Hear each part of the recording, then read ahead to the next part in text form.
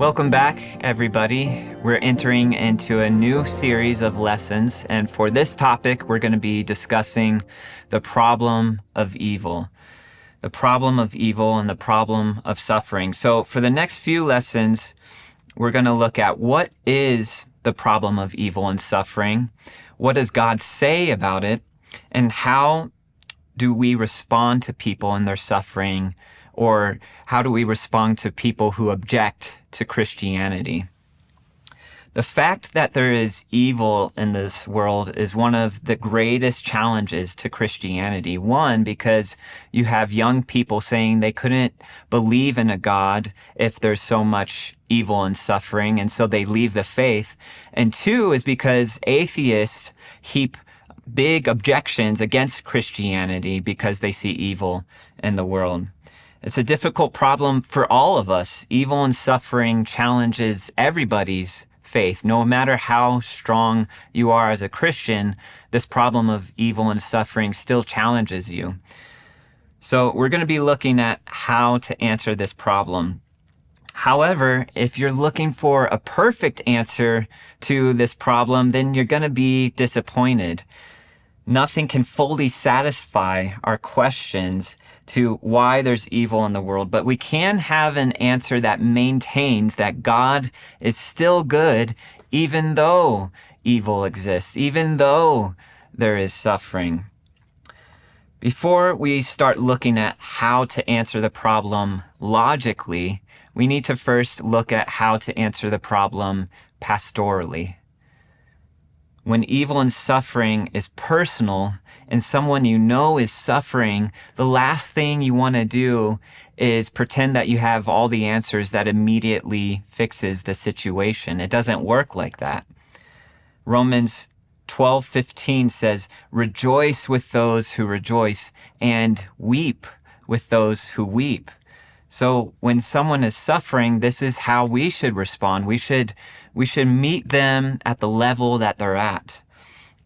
We don't act like we have an answer that will immediately fix everything. Just be with them in their time of suffering. Just be with them. Job's friends did one right thing when he was suffering terribly. They came and sat with him silently for a week. For a whole week, Job's friends sat with him silently, and that was, I would argue, the only right thing that they did. So, now if somebody says in their suffering, "Why would God allow this to happen?" then you have an opportunity to share about what you know. Otherwise, just be with them, pray with them, weep with them, share memories with them if they lost a loved one. But otherwise, we need to look at this pastorally. So that being said, now let's look at the problem of evil logically. We looked at how to respond pastorally. We just be with them in their suffering, meet them at their level. Now let's look at the problem of evil logically. Many people have intellectual doubts about God because of suffering that they see out there, not because they're personally suffering, but because intellectually it doesn't make sense to them how there can be evil and how there can be a good God. And so we need to learn a logical response to the problem of evil. For the rest of this lesson, we'll first define the problem, and then we'll begin to develop a response to it. Many atheists and skeptics have defined the problem of evil like this. 1, if God were all-powerful, he could destroy evil. 2, if God were good, he would want evil destroyed. 3, evil exists, therefore there is no God. In other words, atheists and skeptics say a good God and evil can't both exist, and because evil does exist, there must be no God. This is a fair argument. It's a fair problem. It's not true, but it's a fair problem presented. And because it's a problem, we as faithful Christians and apologists need to have a good response, a logical response that shows that this problem isn't true. Point 1, we should understand If there's no God, the problem of evil is harder to answer, not easier. What I mean is, when we see evil, does it really make it any better to say God must not exist? Atheism doesn't offer any hope to the problem of evil. Atheist Richard Dawkins says that the universe that we observe has precisely the properties we should expect if there is, at bottom, no design, no purpose, no evil, no good, nothing but pitiless indifference. His answer is that there really is no evil, no good, just nothingness. Does this worldview actually make sense in light of what we see and experience? When we see terrorism on the news, do we conclude, well, we're really just atoms floating around, bumping into each other, and nothing we do really matters?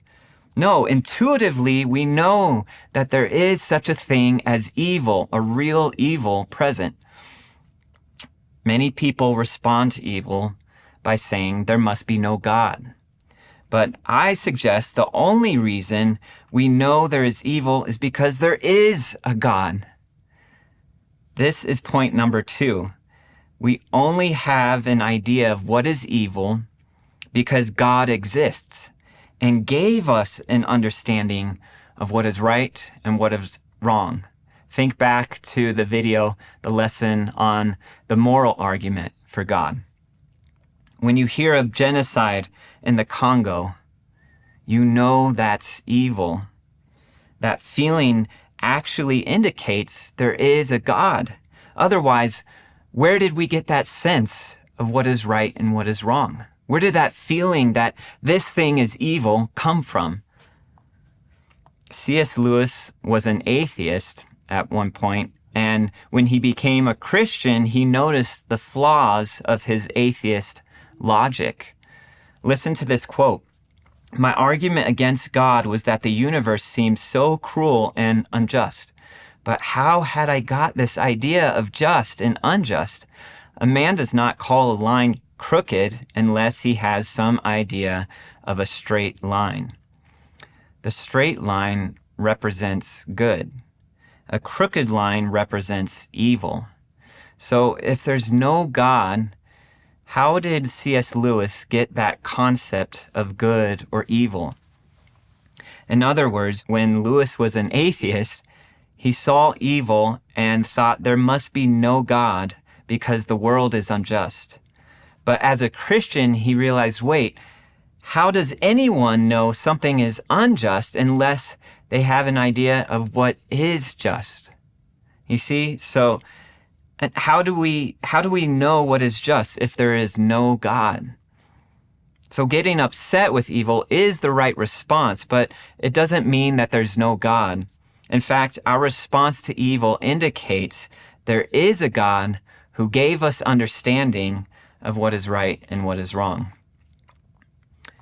When we see evil and suffering in this world, it's clear that things are not the way they're supposed to be.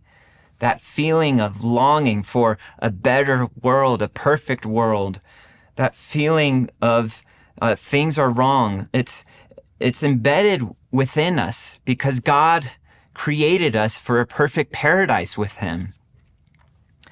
He is a good and perfect God, and in the beginning, God created a good and perfect world. This is point number 3. God created a good world. When God creates the world in Genesis 1, 6 times it says it was good or it was very good. The Hebrew word is moed tav, which actually is understood as exceedingly beautiful or good. The world God intended was exceedingly beautiful and good. And when God created humankind, He created us beautiful and good because He created us in the imago Dei, in the image of God, He created us.